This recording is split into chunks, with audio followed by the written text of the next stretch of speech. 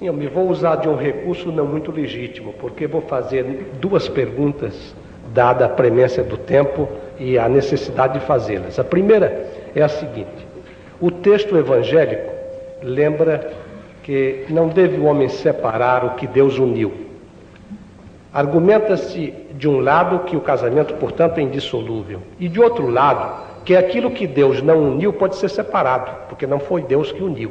Pergunta então como os mentores espirituais de Chico Xavier interpretariam o texto bíblico. E em segundo lugar, há uma preocupação, ainda hoje os nossos companheiros de rádio me pediram.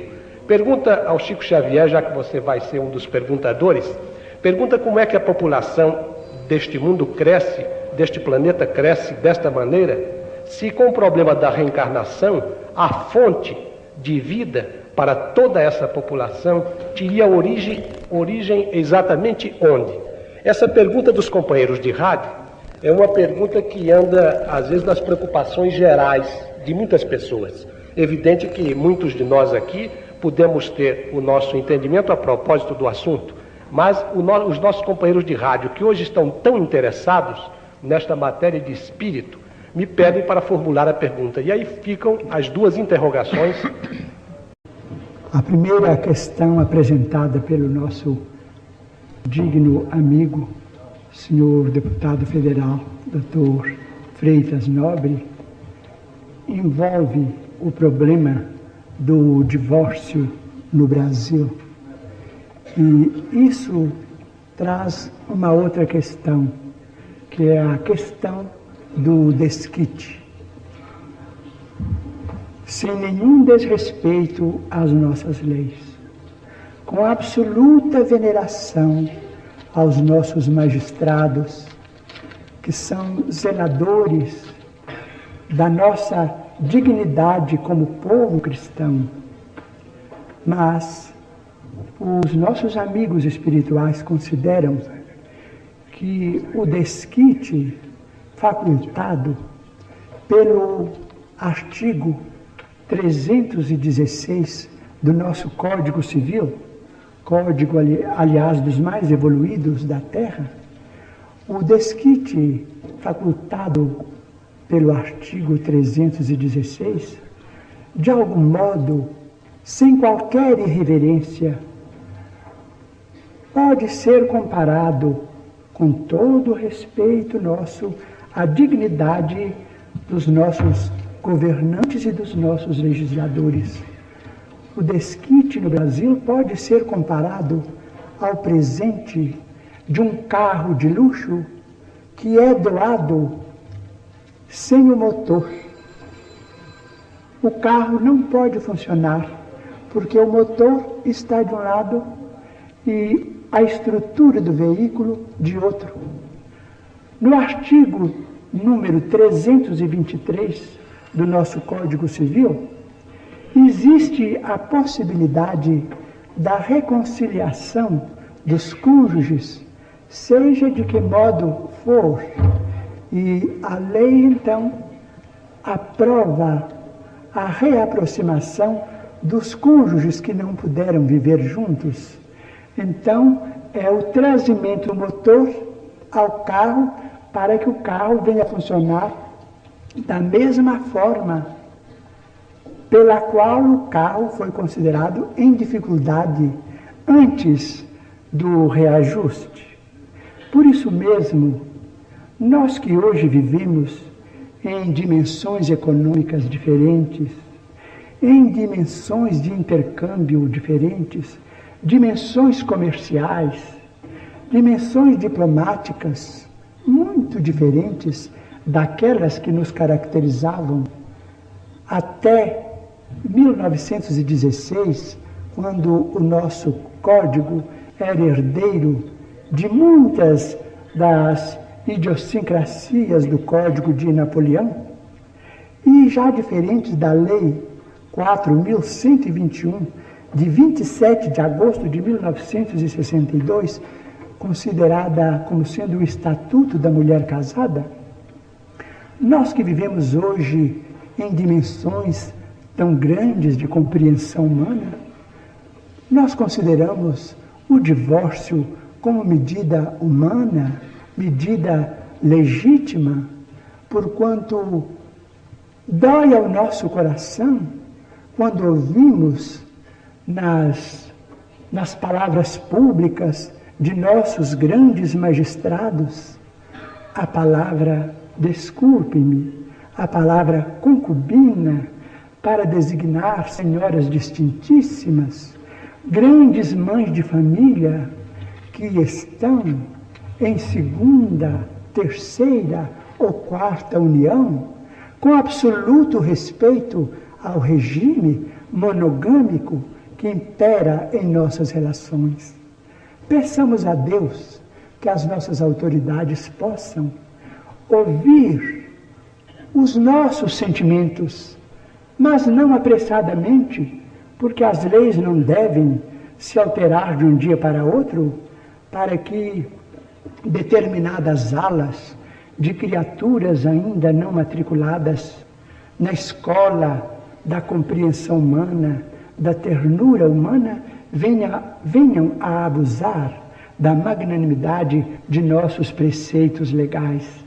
Mas vamos esperar que dias melhores venham para a família brasileira e que o divórcio possa ser consagrado por nós todos como medida humana.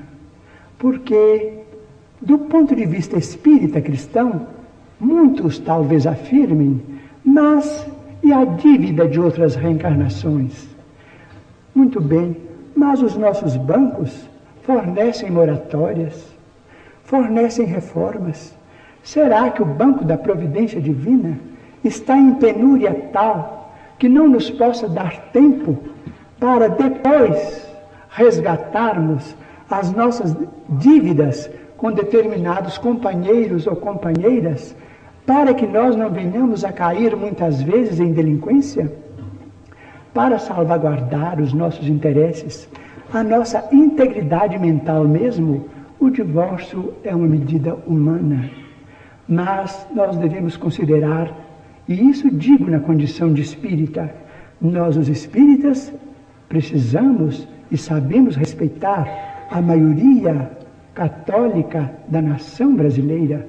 Por isso mesmo fazemos votos para que o soberano pontífice, que nós tratamos com a máxima veneração, e que suas eminências, os cardeais do Brasil, e suas excelências, os senhores arcebispos e bispos do Brasil, possam também abençoar estes nossos ideais, para que o divórcio venha tranquilizar tantos adultos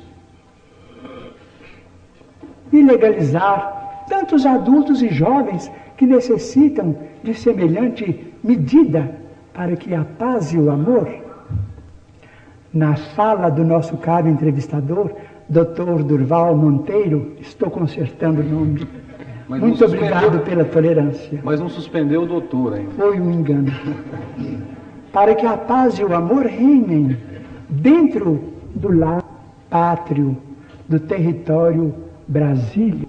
Isto sem desconsiderar os princípios monogâmicos, os princípios de fidelidade que os cônjuges devem entre si, dentro das novas dimensões psicológicas em que os nossos grupos sociais são chamados a viver. Nós temos dois fantasmas que precisamos abolir do campo de nossas vidas, que são a promiscuidade e a prostituição.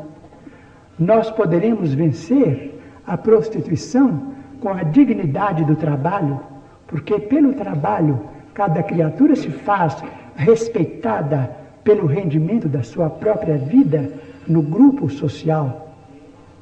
E a promiscuidade pela orientação médica, que vai liberar a nossa mente de aventuras suscetíveis de comprometer o futuro de nossos descendentes. Mas o divórcio, medida humana, sem nenhum desrespeito à família brasileira, que é profundamente cristã, é medida humana, mas devemos esperar que os nossos magistrados reconsiderem os pontos de vista em andamento e que processos novos de vivência possam inspirar essa lei de libertação, que é uma lei justa, em favor da paz de nossos lares, com emancipação para o homem e emancipação para a mulher, sem as ilusões e as fantasias do amor possessivo, do amor egoístico de um lado ou de outro, porque cada um é senhor do seu próprio destino. Quanto à população, nós podemos dizer, podemos esclarecer ao nosso caro informante que a população, vamos dizer, flutuante do globo terrestre é muito grande e que orientadores de economia na Europa são unânimes em asseverar, a maioria deles, que o nosso planeta ainda comporta talvez mais de 30 bilhões de habitantes, desde que nós venhamos a explorar também as nossas possibilidades no mar, porque há toda uma flora e há toda uma fauna a esperarem por nós no mar. Conversando a este respeito há algum tempo com alguns jovens, e quando falávamos a respeito da pecuária com base na produção do anequim, ele me disse com muita propriedade em seu sentimento de cristão: mas, Chico Xavier, será possível que vamos viver até a morte matando para comer? Sinceramente, eu me envergonhei, porque é verdade, matar, não é? Matar para comer, mas com base na pecuária justa, com base na economia bem dirigida, nós precisamos viver ainda, talvez, alguns milênios, necessitando dos valores proteicos adquiríveis na carne. Ô Chico, mas a pergunta dos nossos companheiros de rádio envolvia um pouco mais. Eles diziam, levando em conta a reencarnação, como cresce a população do nosso planeta, qual a origem desses espíritos que reencarnam? A nossa origem está em Deus. Nós somos uma faixa de população visível na Terra, considerados como habitantes do plano físico, mas em torno da Terra há toda uma população terrestre ainda, eivada, ou vamos dizer, caracterizada por sentimentos puramente terrestres. A evolução não se faz num dia, e somos bilhões.